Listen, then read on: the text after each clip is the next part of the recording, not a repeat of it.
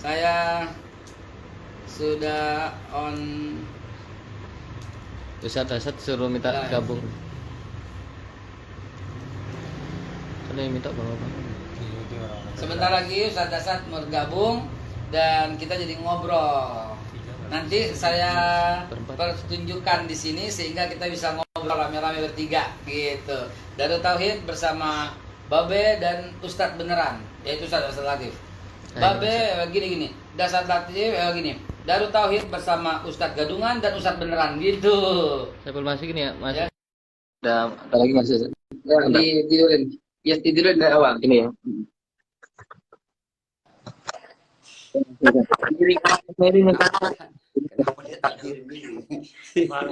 Masya Allah, Tuhan Guru. Nih. Ya. Assalamualaikum, Bib. Baik, Bib. Masya Allah. Waalaikumsalam. Wis. Sudah mulai kah ini? Sudah. Sudah 1180. Oke. Baik Tuan Guru, Masya Allah. Ini didengar oleh bergabung udah dengan Darut Tauhid. Oke. Dengan Darut Tauhid sekarang. Kalau makin banyak yang gabung, saya jadi tidak percaya diri. Bereng-bereng. Mati Belanda kita. Mati Belanda. Teman-teman, ini saya dari Darut Tauhid. Selamat bergabung, Ustadz Asad Latif sedang bergabung bersama kita. Lagi di switching nanti supaya bisa masuk. Ini kalau di sini bisa nggak masuk IG live? Nggak bisa. Bisa. Gimana caranya? Oh, IG-nya IG ini. Nah, ini IG kopi. Iya, Bapak lihat punya, Bang. Bapak klik ini. Begini. Oke. Nah, coba. Live. Waduh, semakin live ini. Masya Allah. Baik, sahabat-sahabat Darut Tauhid. Sekarang kita tanya guru kita ambil ilmunya yang sangat berharga. Kita ambil ya. Kita ambil pertanyaan pertama. Biar teman-teman di Tauhid juga mendengar. Saya mau bertanya kepada guru. Ya, ini double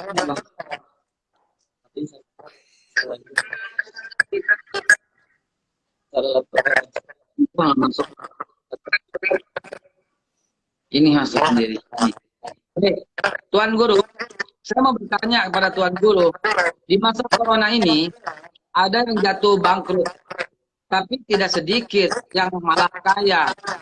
Jadi di zaman ini ada orang yang makin kaya, ada orang yang makin miskin.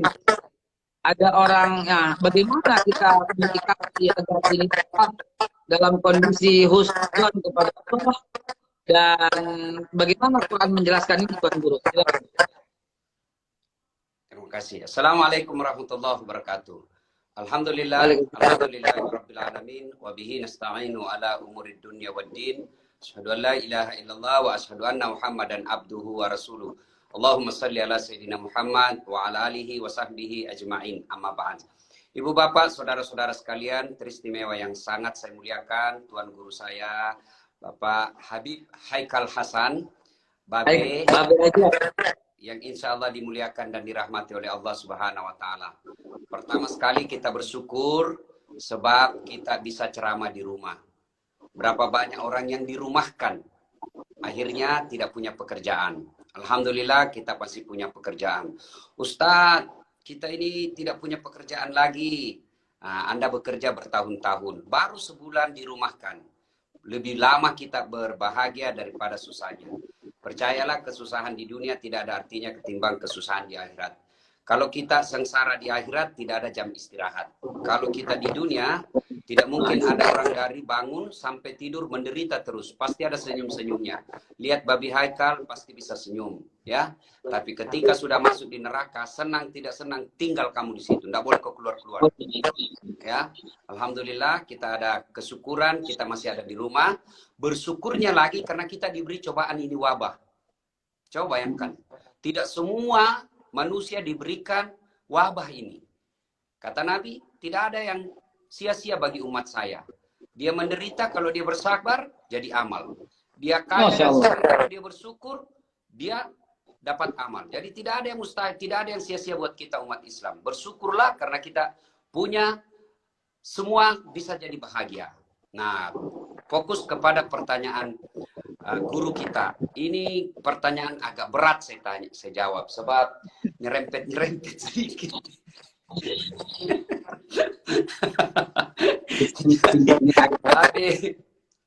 Babe ini nari-nari saya kepada ciri khasnya suka nyerempet. Jadi ya dalam Islam, apalagi dalam Quran, tentu kalau ini kita bicara soal dagang, pedagang itu kan bikinnya untung rugi, ya. Ya. Nah, dan Al-Quran sudah menjelaskan, wa ahallallahu bai'a wa harrama riba. Allah halalkan jual beli, Allah haramkan riba. Berarti Allah tidak melarang kita berjual beli. Ya, Rasulullah pun kalau kita baca sejarah hidupnya, beliau adalah pedagang ulung. Tapi beliau berdagang bukan untuk mencari keuntungan diri pribadinya, tapi untuk keuntungan umat manusia dan khususnya orang-orang yang susah. Nah, sekarang kecenderungan seperti yang ditanyakan bukan sebenarnya bertanya ini Babe, dia mancing saya. Ya. Ya, cerdas kan? Jadi nah, sebenarnya memang saya juga bingung melihat negara kita ini. Bingung melihat. Sudah banyak orang miskin menderita dengan kasus ini, ternyata ada orang yang malah menjadikan ini peluang untuk membuat kaya dirinya sendiri. Ya, yang pasti dengan wabah ini orang yang bergerak di bidang-bidang kesehatan kaya mendadak dia. Apotik, klinik, ya yang seputar kesehatan lah. Ya, yang ngambil lagi keuntungan ini, ya, masya Allah. Bayangkan itu sembako yang dibagi berjuta-juta, satu paket 600.000. Maka ada orang yang kaya mendadak karena dapat proyek sembako. Saya kan? Ya, ada mie rebusnya, jelas penjual mie-nya sudah dapat. Ada kecapnya, jelas penjual kecap sudah dapat. Ya, ada minyaknya, jelas penjual minyak sudah dapat. Ya, nah, apa Allah melarang ini? Apa Allah melarang kita berbisnis seperti ini? Tentu tidak. Yang Allah larang adalah apabila kita menikmati penderitaan orang lain. Menikmati penderitaan orang lain. Ini kalau tinjauan Al-Quran. Kalau tinjauan kita sebagai bangsa Republik Indonesia yang mengklaim dirinya sebagai saya Pancasila, saya NKRI, mestinya kita pegang teguh itu persatuan Indonesia dan keadilan sosial bagi seluruh rakyat Indonesia. Saya ulang, keadilan sosial bagi seluruh rakyat Indonesia. Nah, maka semestinya wabah ini saatnya lah orang-orang kaya untuk berderma. Ya, saya ketika diundang ceramah Pak Yusuf Kalla di Kadin, berkumpul orang-orang kaya yang kekayaannya tak ketulungan, saya bilang begini, selama ini Bapak berbisnis di Indonesia dengan segala kemudahan yang belum tentu Bapak dapat di luar negeri. Nah, saatnya lah negara mengundang untuk bersedekah dan membantu orang-orang susah. Andai saja orang-orang Islam yang ada di Republik Indonesia ini mengeluarkan zakatnya 2,5% dari sekian banyak orang kaya, insya Allah orang yang terdampak dengan COVID-19 ini bisa tertangani dengan penuh kemanusiaan. Yang menyedihkan. Saya punya angka, Tuan Guru. Saya punya angka bahwa jumlah orang miskin di Indonesia karena COVID ini menjadi kurang lebih 40 juta. Tetapi kita punya Indonesia yang tidak miskin itu 220 juta. Nah, 220 juta ini tidak mampu membantu saudaranya yang 40 juta. Padahal satu bantu satu, seperti yang contoh Rasulullah lakukan ketika hijrah dari Mekah ke Madinah, Betul. satu bantu satu, selesai. Pertanyaannya, kemana 220 juta rakyat ini untuk membantu yang 40 juta? Berharap kepada pemerintah seperti katak merindukan bulan.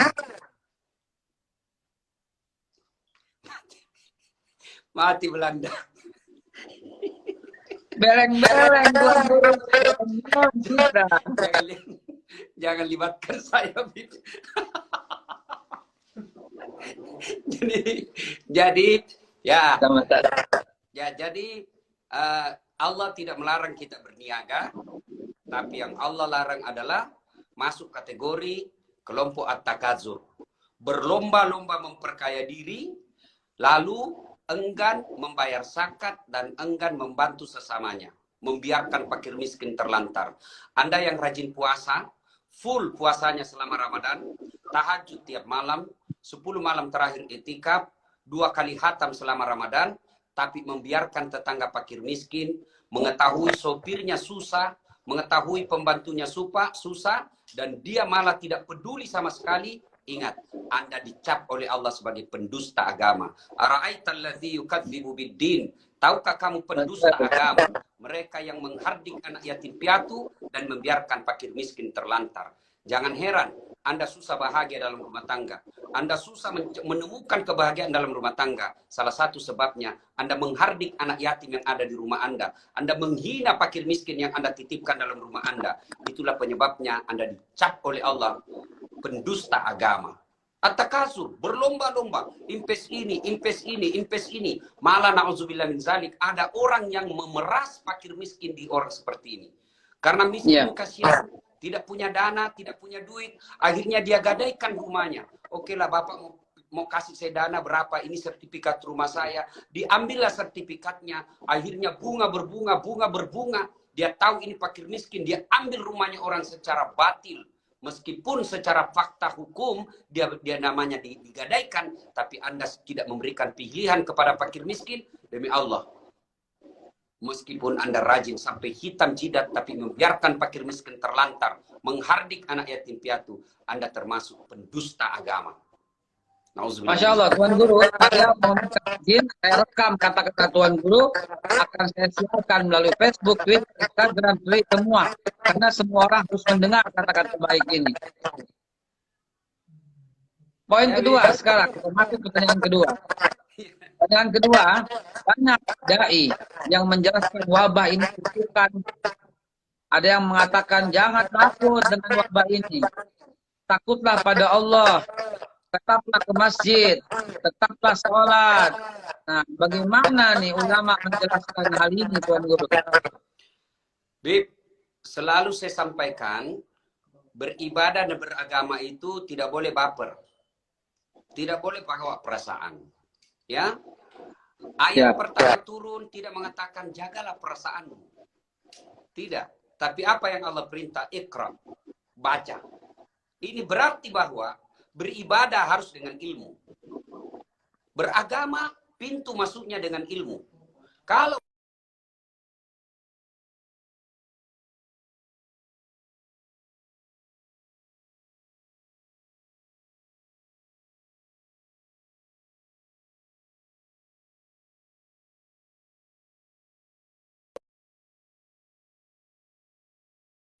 Tapi kalau tidak dibarengi dengan ilmu, dia bisa menyesatkan. Gira beragamanya baik. Tapi kalau tidak didalami, tidak dibarengi dengan kedalaman ilmu, maka terjadilah kejadian-kejadian yang kita bisa sebut. Mohon maaf, maafkan saya saudaraku yang berbeda pendapat dengan saya. Seperti yang kita lihat, ada teman-teman kita yang ngotot tetap untuk datang ke sebuah perhimpunan, tablik, lalu pulang dari itu, ratusan yang terkonfirmasi positif dan ada yang menyebarkan kepada keluarganya. Tentu agama seperti ini karena tidak dibarengi dengan ilmu, akhirnya bisa mengancam keselamatan jiwa. Maka ke masjid Memang harus, itu suatu kemuliaan ketika kondisinya normal. Tapi ketika kondisi tidak normal seperti sekarang, tentu insya Allah fungsi-fungsi masjid bisa dilakukan di rumah. Zikir bisa dilakukan di rumah. Jamaah bisa dilakukan di rumah. Malah lebih enak lagi di rumah. Kita bisa jamaah dengan istri, kita bisa jamaah dengan anak. Cuma bapak-bapak yang terlanjur cuma sedikit hafalannya, ya karena 1 bulan ini bapak berjamaah di rumah, nanti anak hafal, weh. Bacanya bapakku cuma kul-kul. Kejadian sama saya. Ya, Kejadian sama saya. Waktu terawih 20 dimulai dari Alhaqumut Takasur dengan kulhu. Lalu wal asri dengan kulhu. Ilaika wailul. Saya jarang baca wailul. Begitu baca Narullahil Muqadah, saya baca Narullahil Muqadah. Anak saya Narullahil Muqadah, Narullah. Itu kejadian. ya, Allah. ya, Bib. Jadi Baik, saya pernah ditanya juga sama jamaah, Ustadz, kenapa selalu membahas untuk tidak ke masjid karena ada wabah? Kenapa Ustadz tidak pernah bicara tidak ke pasar? Saya bilang begini, bos. Kalau saya ngurusi pasar, itu namanya saya kepo. Ya, karena saya ini mubalik, ya memang saya selalu ceramah di masjid. Pasar itu Satpol PP. Pasar itu urusan pemerintah. Nah, yang kedua, pasar itu, masjid, fungsi-fungsi masjid bisa hijrah ke rumah, bisa pindah ke rumah. Tadarus di masjid boleh di rumah. Berjamaah di masjid boleh di rumah. Ya, zikir, iktikaf boleh di rumah. Tapi fungsi-fungsi pasar tidak bisa kau bawa di rumahmu, bos. Bagaimana caranya? Kau mau jual beras. Nah, kau yang butuh beras. Nah, maka itu sebabnya pasar sebagian masih tetap buka karena dia menyangkut hajat hidup orang banyak. Iya. Jadi kita perlu makan, kita perlu mengkonsumsi barang yang dibutuhkan. Jadi meskipun saya menganjurkan kepada pemerintah bahwa kalau buka pasar karena ini menyangkut hidup, kita butuh makan, ya, maka dia buka pasarnya ada jam-jam tertentu supaya orang diajari disiplin. Misalnya kalau di kampung saya 2 kali aja sepekan, Kamis, Ahad, ya, supaya mereka tahu bahwa hari Kamis pasar, jadi mereka membeli untuk 4 hari ke depan atau untuk 1 minggu ke depan. Kalau dia tiap hari, ya namanya tiap hari peluang tertular lebih besar ketimbang sekali sepekan. Ada lagi yang ngomong, itu Ustadz kalau punya tabungan, ya sudahlah, kalau Anda selalu pikiran negatif, maka susah terus otakmu. Ya, ya, jadi untuk kasus seperti ini, ya, saya mohon maaf, saya tidak sependapat kalau dikatakan ini kutukan. Ya. Kalau saya lebih cenderung ini cobaan. Ya, Betul. ya, ini musibah, bagi saya musibah. Ya, mohon maaf. Saya ulang, ini bukan kutukan tapi musibah. Ada juga mengatakan bahwa ini tentara-tentara Allah. Saya juga tidak sependapat. Boleh mereka mengatakan tentara Allah, tapi saya tidak sependapat. Kalau dikatakan tentara Allah, berarti kalau saya kena COVID, tidak bakal sembuh. Kenapa? Tentara Allah tidak ada yang bisa mengalahkan. Tidak ada yang bisa mengalahkan tentara Allah. Tapi buktinya berapa banyak sembuh. Ya, logika saya begitu. Kedua, Ya. Kalau itu adalah tentara Allah, lalu saya terkena, berarti dokter, para medis, ya, yang mengobati saya berarti musuhnya Allah. Karena dia melakukan tentara Allah.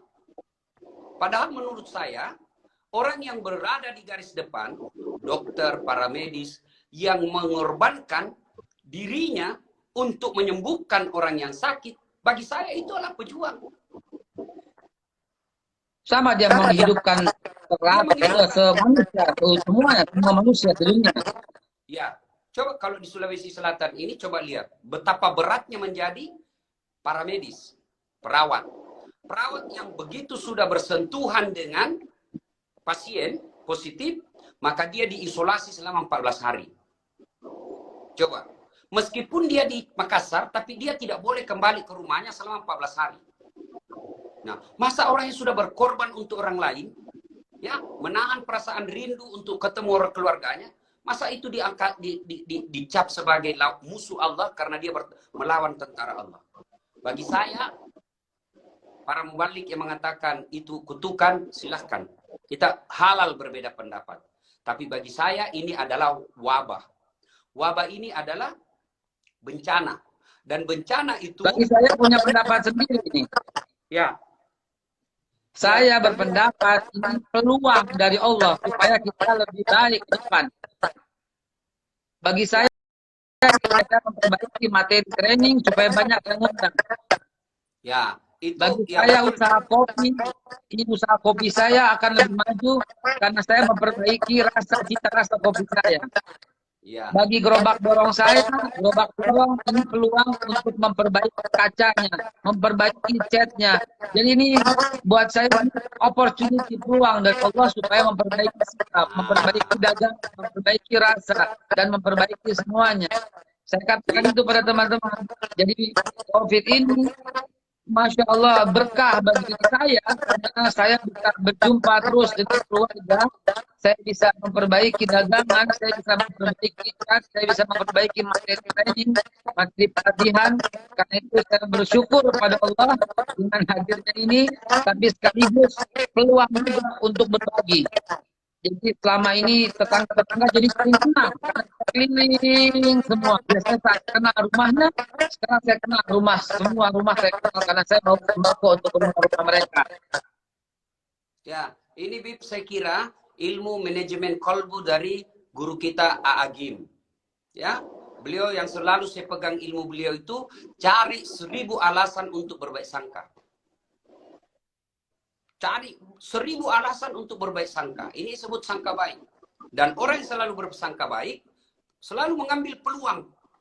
Nah, saya istilahkan kalau itu, Bib, ini wabah, ibarat dia TV, menayangkan dua sisi. Sisi positif, sisi negatif. Sisi negatif, kita kita di PHK, kemudian kita di rumah saja. Sisi negatifnya, ya. Kita bangkrut, nggak boleh kemana-mana. Itu sisi negatifnya. Maka otaknya pasti cemas. Kita di rumah kan Ustaz. Kita keluar ada wabah. Kita di rumah ada istri yang suka ngomel. Ngomel aja kerjanya.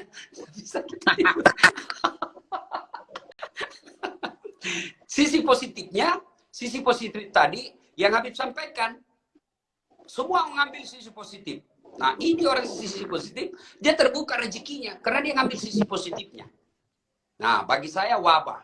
Wabah ini adalah musibah. Dan musibah itu menurut guru kita almarhum Zainuddin MZ, musibah itu terkategori 3 kategori. Yang pertama, dia adalah ujian. Misalnya orang beriman, taat, baik, dermawan, tiba-tiba kena COVID. Maka dia diuji. Apakah dia mau bersabar? Kalau dia cocok, lulus ujian, maka Mahmud diangkat derajatnya. Tapi kalau dia mengeluh, ya Allah kenapa saya yang kena ini? Saya rajin beribadah, kenapa itu tetangga saya koruptor tidak kena? Dia tidak lulus kok bos. Nah, gagal ini. Gagal karena dia mengeluh. Dia diuji. Kemudian yang kedua, teguran. Siapa yang ditegur? 50-50. Mereka yang rajin sholat, tapi rajin juga korupsi. Mereka yang rajin sedekah, tapi rajin juga rempuk. Mereka yang suka bantu orang, tapi rajin juga makan riba. Ya ditegur. Kembali ke jalan yang lurus.